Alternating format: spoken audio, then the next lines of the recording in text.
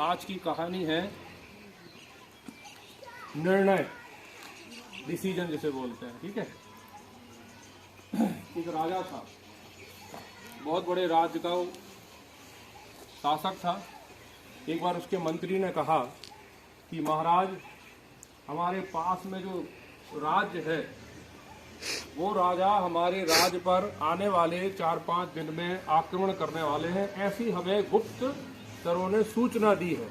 हमें गुप्त सूचना मिली है कि हमारे राज्य पर आने वाले 3-4 दिन में आक्रमण होने वाला है। राजा ने जब ये मंत्री से बात सुनी तो राजा बड़े चिंतित हुए और चिंतित होने के बाद उन्होंने तुरंत दरबार बुलाया। और दरबार बुलाने के बाद सभी से उन्होंने, जो भी उनके राजा महाराजा के अधिकारी थे, पदाधिकारी थे, उन सबसे ये बातचीत करी कि ऐसी ऐसी सूचना मिली है, अब आप लोग सुझाव दें कि हमें क्या करना है। क्योंकि जो पड़ोस का राजा है उसके पास सेना बहुत ज़्यादा बड़ी है और हमारी इतनी बड़ी सेना नहीं है। तो ऐसी स्थिति में स्वाभाविक है, जिसके पास बड़ी सेना है और हमारी सेना छोटी है तो हम मारे जाएंगे। तो क्या निर्णय लिया जाए। सबका विचार मंथन चला काफ़ी देर तक। फिर मंत्री ने एक सलाह दी कि महाराज, मेरे पास एक सुझाव है, अगर आप मान लें तो। राजा ने कहा बताओ। तो मंत्री ने कहा कि महाराज देखो, आक्रमण होने वाला है 4-5 दिन बाद, तो क्यों ना हम कल ही रात में आक्रमण कर दें। तो महाराजा ने जब सुना तो राजा ने कहा यार, उनकी सेना तो वैसे ही बड़ी है और हम आक्रमण करेंगे तो हम वैसे ही मारे जाएंगे। तो मंत्री ने कहा आक्रमण नहीं करेंगे तो भी हमें मारे जाना है, तो क्यों ना हम आक्रमण करके मारे। हो सकता है हमारा निर्णय सही हो। राजा की बात समझ में आई, बात तो सही है, पर अभी हम अचानक आक्रमण करेंगे तो उनकी सेना अभी तैयार भी नहीं मिलेगी महाराज। राजा ने मंत्री की बात को स्वीकार किया और अगले दिन जो है उन्होंने बगल वाले जो शासक थे उस पर आक्रमण कर दिया। सेना जो है महाराज की छोटी थी इनकी, लेकिन सामने वाले की सेना बहुत बड़ी थी।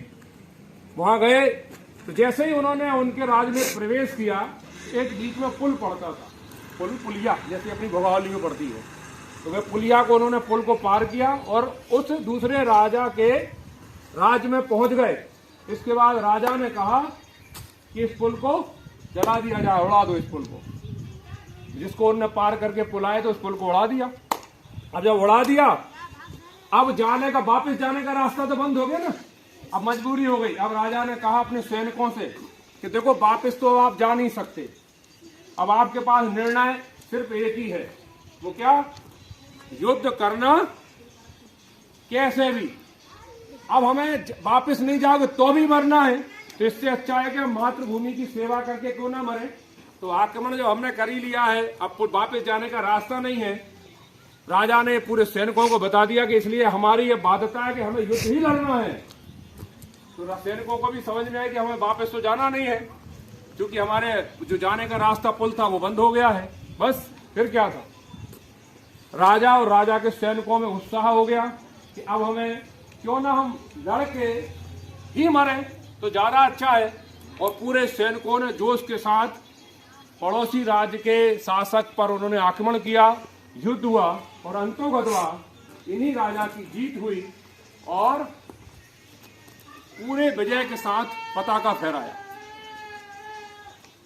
अर्थात इस कहानी से हमें सीख मिलती है कि यदि हमारे पास कोई भी निर्णय ऑप्शन एक अकेला हो, एक अकेला, हम 4 निर्णय ना लें कि मैं ये भी कर लूं, मैं वो भी कर लूं, ऐसा हो जाए, नहीं। अगर एक निर्णय रहेगा आपका तो आपको जीत निश्चित मिलती है। राजा ने वही किया कि एक ही निर्णय दिया कि अब हमें युद्ध ही लड़ना है, वापस जाने का कोई ऑप्शन नहीं है। इसलिए उनके सैनिकों में जोश भरा, उमंग थी और उस कारण से उन्होंने अपनी जीत को सुनिश्चित किया। ठीक हमारे जीवन में भी एक ही निर्णय होना चाहिए। यदि मुझे कलेक्टर बनना है तो बनना है, अब मुझे दूसरा कुछ नहीं करना। यदि मुझे ये करना है तो करना है, दैट्स ऑल। 4 ऑप्शन हमारे दिमाग में नहीं होने चाहिए। जिस प्रकार मटके में 4 छेदे कर दें तो पानी जल्दी से गिरेगा, जल्दी बाहर निकलेगा। और अगर मटके में एक ही छेदा हो तो क्या होगा, धीरे धीरे गिरेगा ना। ठीक हमारे माइंड का भी यही होना चाहिए। हमारा भी एक ही निर्णय होना चाहिए जीवन में कि मुझे सिर्फ और सिर्फ ये करना है, ये बनना है तो बनना है, इसके अलावा कोई ऑप्शन नहीं होना चाहिए। तो निश्चित आपकी जीत सुनिश्चित है। ये हमें राजा के संदेश से प्राप्त हुआ। हाँ, समझ में आ गई? क्लियर हो गया? इसलिए एक ही निर्णय लेना हमें जीवन में। क्या लेना है? एक ही निर्णय रखो। ठीक, करना है मतलब करना है।